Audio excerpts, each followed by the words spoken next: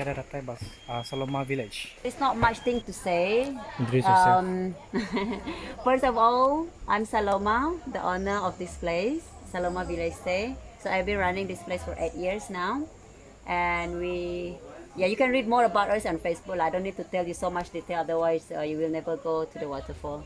Okay, but thank you so much, especially for Emmor for organizing this trip, and thank you so much for using our service guide to take you for your tour today. So you will go to 2 waterfalls. One is BBKK, the further one, and the second one is Mabi. How long is the journey? Their journey to the big one is 1 hour and 30 minutes. That is depend on your fitness level. So but no rush. That's why we have 2 guides. So for those who want to walk fast and run, you can follow the first guide. The one that will take their time, they will follow Buckley, because we've been having experience before. Some guests they took 4 hours. Nanti kita tengah jalan tu, tengah jalan bukit. Udah barunya wabli buang kena payung.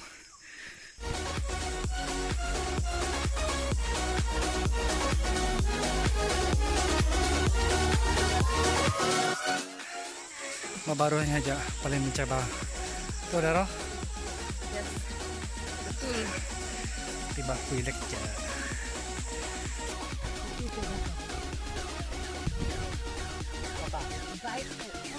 Saya guide. Betul, saya nakal sebab saya guide. Ada pantun. Apa relationship kamu dua?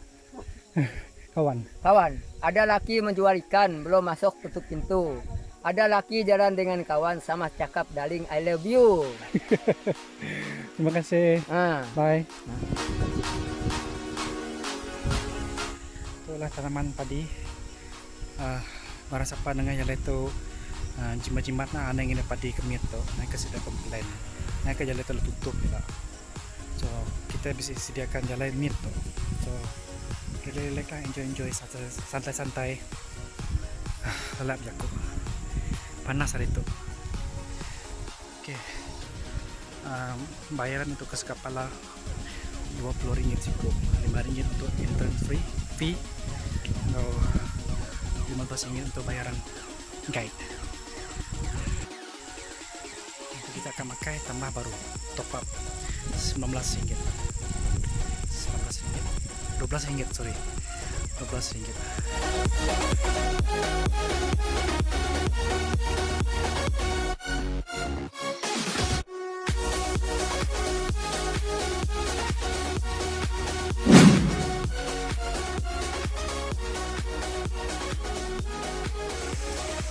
Pukul 10-25 minit kita dah datang.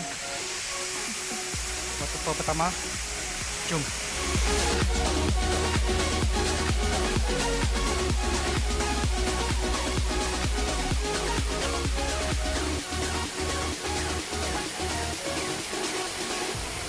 So waterfall apa tu? Baak Kukuot. Ha? Buant Kukuot. Baak Buant. Kukuot. Oh.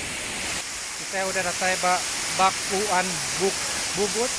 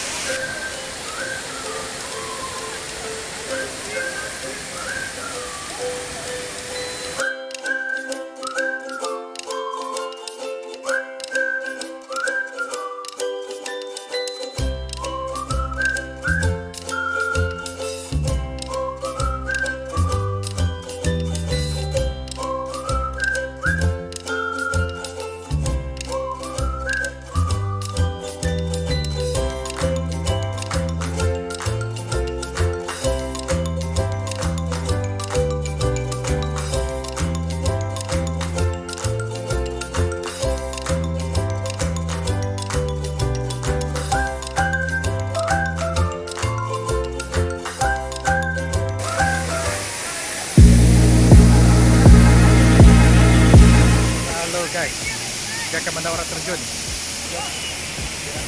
Halo. Hello.